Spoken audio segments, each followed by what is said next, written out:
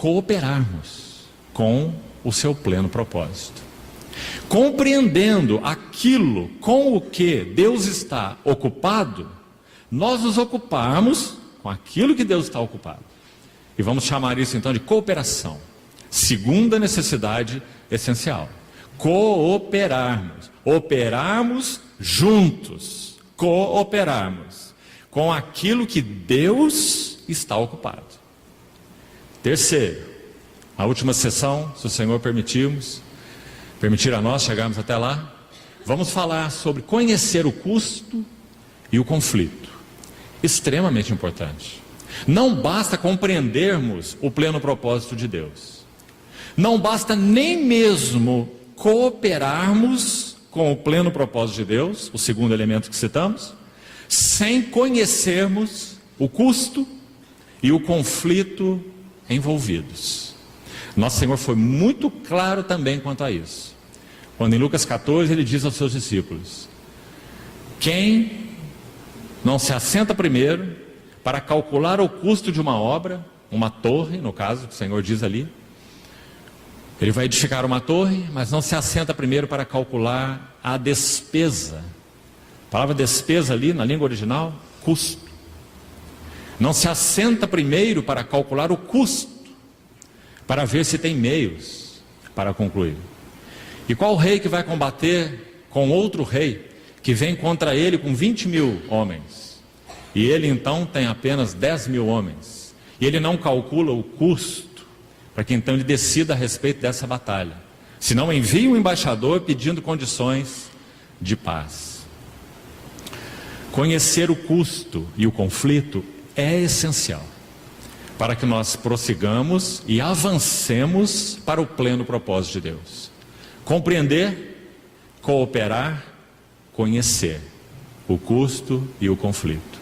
Então vamos buscar, confiando na graça do Senhor, examinar esses assuntos nessas 3 sessões. Primeiro, antes de entrarmos no primeiro aspecto, compreender aquilo que Deus está ocupado, ou, em outras palavras, compreender o pleno propósito de Deus, vamos falar sobre algumas coisas que assumem um lugar significativo, importante, nesse pleno propósito de Deus, mas não são em si mesmas o pleno propósito de Deus.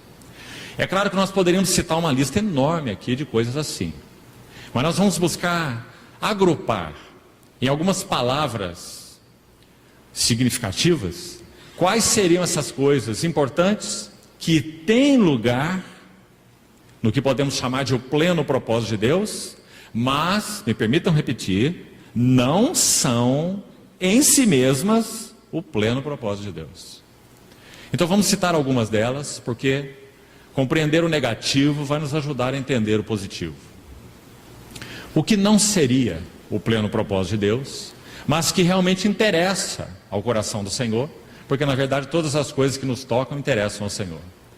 Vamos pensar um pouco a respeito de nossa própria vida pessoal, junto com ela, a respeito, imediatamente ligado a ela, nossas famílias, ou a família, e nossos próprios interesses, tudo aquilo que nos toca.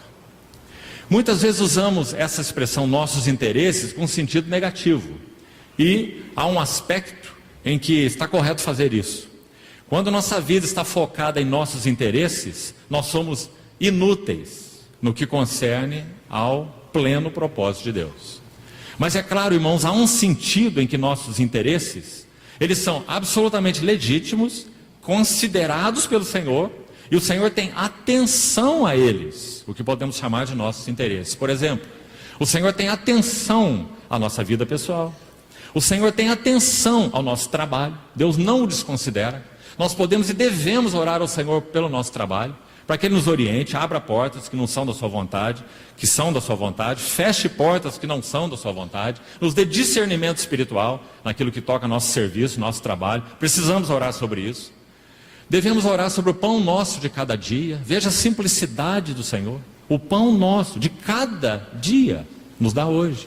Isso é uma prova de que o Senhor sim está ocupado com os nossos interesses. É aquilo que toca nossas vidas, nosso pão, nosso trabalho, nossa saúde, nossos relacionamentos mais íntimos, pessoais, em qualquer sentido.